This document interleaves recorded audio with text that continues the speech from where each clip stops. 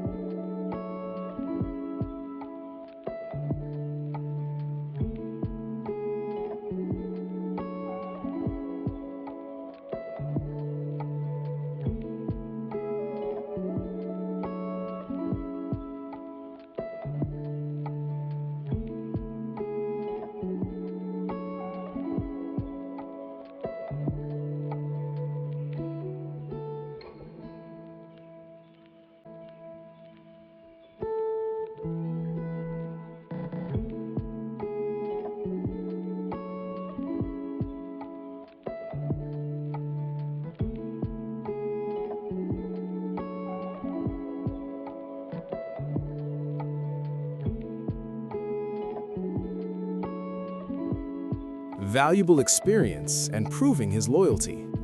Then in early 1527, his life took a dramatic turn. He was appointed as the royal treasurer for the upcoming Narvaez expedition to La Florida in the New World, effectively making him second in command, a position filled with both honor and danger.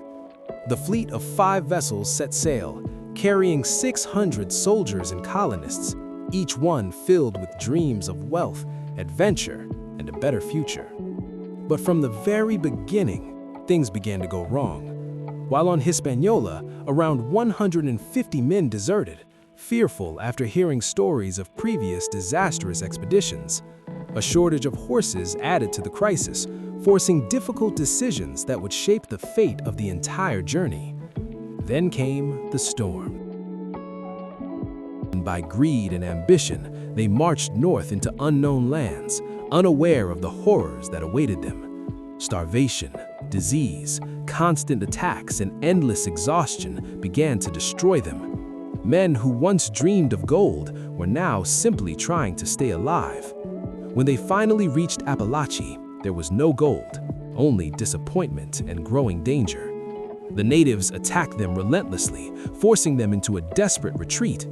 By the time they reached the coast again, they were broken, physically and mentally. With no ships left, no supplies, and no hope of rescue, they made a desperate decision. They would build their own boats.